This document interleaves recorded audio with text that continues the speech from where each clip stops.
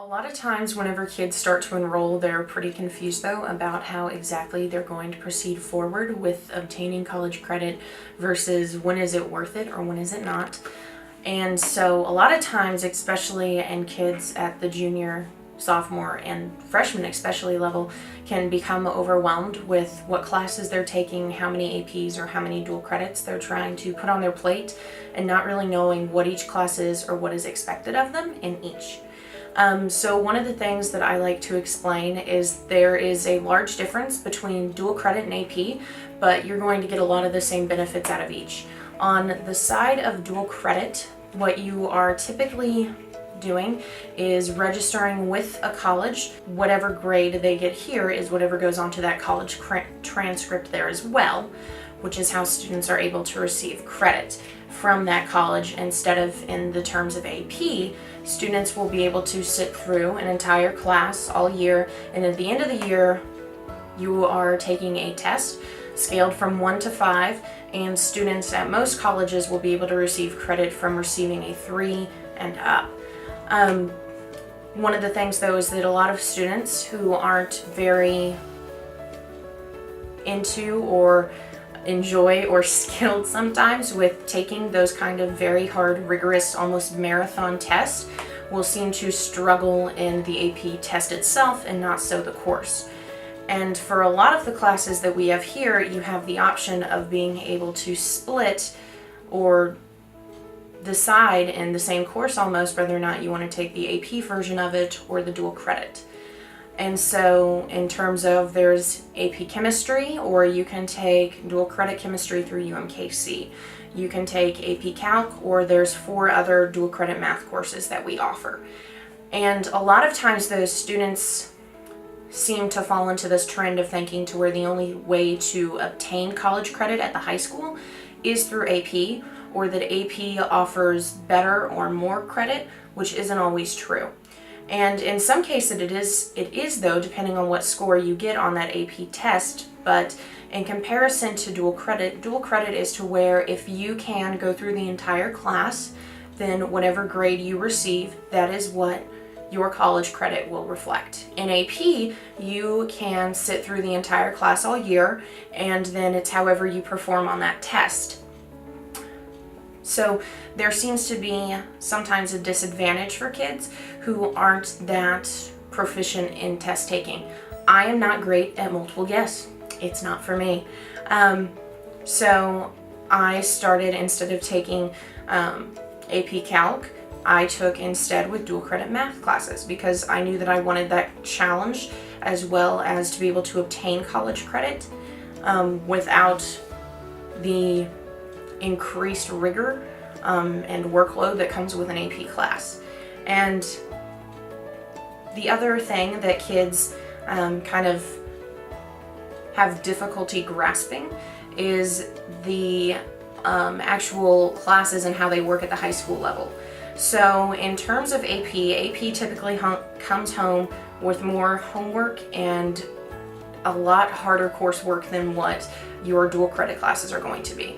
That's not to say that dual credit classes are easy by any stretch of the imagination, but it's just in comparison though that the dual credit typically in most cases will do fewer assignments of less rigor. And so with that though, at the high school level, whether you're taking dual credit or AP, you're still going to be able to obtain an honor point or that like GPA booster, which a lot of people are very big fans of. So in terms of actual honor points, across the board, it doesn't matter if you're in an AP or a dual credit, your F will still be an F, and if you obtain a D will still be a D.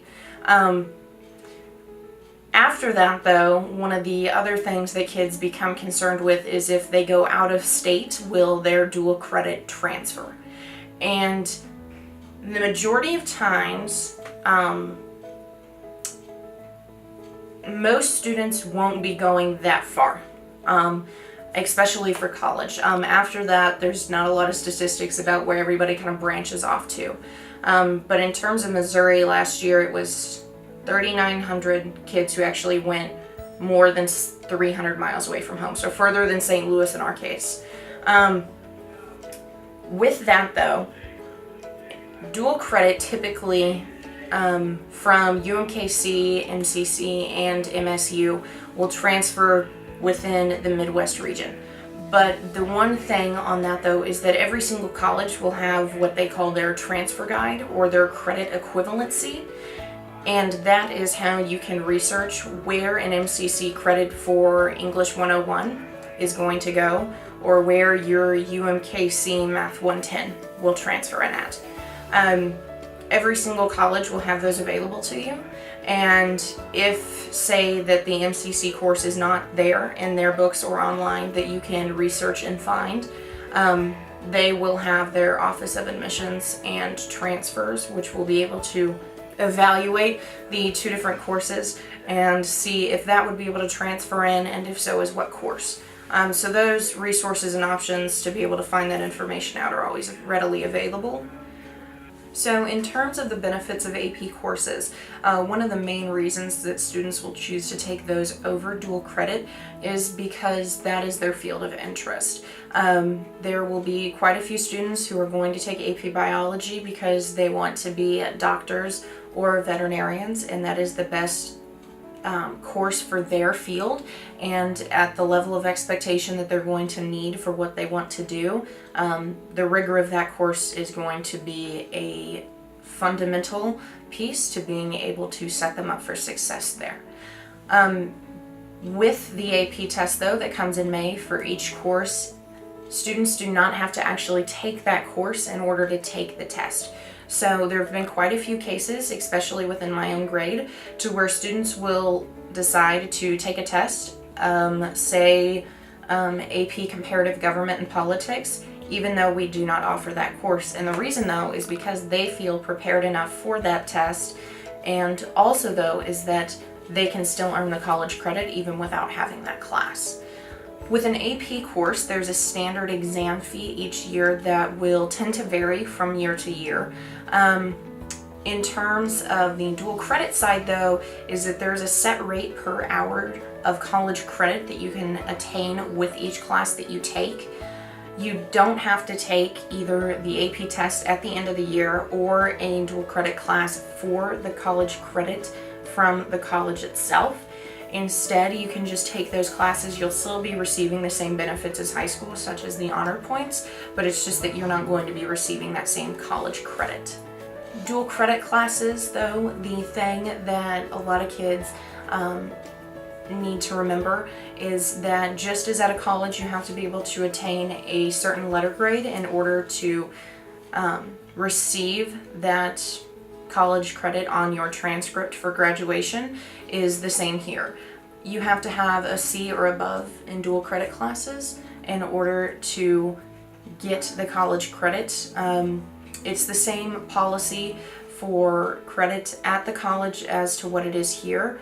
In terms of what each college will accept of AP scores is varying from college to college. There is no set to where 3s are the standardized score that everyone will take. Some schools will take a 3, which seems to be the majority now.